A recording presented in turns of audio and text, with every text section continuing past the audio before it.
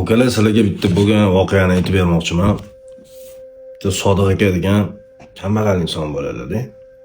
Ularning yonlarida, shunday yon devorlarida bitta boy odam bo'ladi, inson. Shunda qo'shnisiga chiqib, 100 mingga soting 2 sotigini. Men sizga 30 mingdan 60 ming beraman. Rozi bo'lsangiz deb taklif bildiradilar. Boyga Sodiq aka degan inson joy sotilmaydi. Bu joy meni o'g'limga qoladi deb rad javobini beradi. Yer sotilmaydi xullas deb. Keyin Sodiq aka o'sha Murodboyga aytadilar.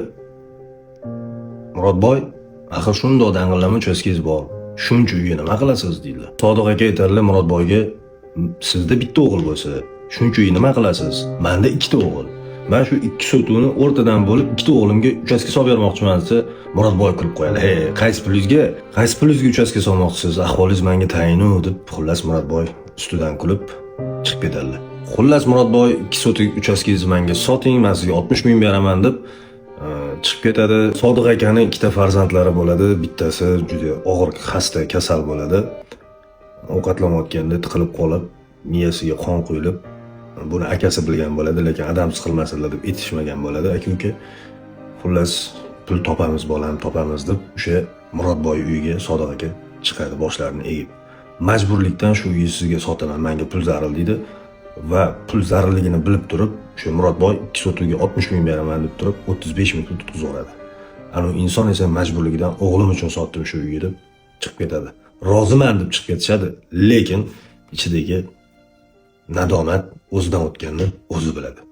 Kecha ko'rgan qo'shnisini Sodiq aka ertasiga ko'rmaydi. Nimaga? Sababi o'sha Murodboy o'g'li yig'lab chiqadi. Sodiq aka, sizni gapingizni eshitib qoldim, adam bilan gaplashayotgan gapinglarni. O'sha paytda adam 2 sotuga 60 ming beraman deb gapiruvdilar, lekin sizga 2 sotuga sizni vaziyatingizdan foydalanib 35 ming berib yubordilar. Shuning uchun adamni kechiring deb yig'laydi. Sodiq aka esa nima bo'ldi deb o'g'lidan so'raydi va oxiri o'g'li aytadi, "Mani adam vafot etdilar. Avariya bo'lib yuk mashina ichi to'la tuproq, yuk mashina tagida qolib o'ldilar" deb aytadi. Xullas Murodboyi o'g'li yig'lab, "Sodiq aka, iltimos adamni kechiring. Shukrlari oson bo'lsin, savol javoblari yengil bo'lsin" otasi uchun yig'lab kechirim so'raydi.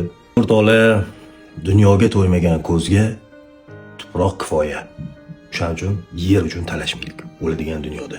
Va birovni vaziyatidan foydalanib uni joyini yerga urib sotib olmaylik. Buyurmaydigani baribir buyurmaydi.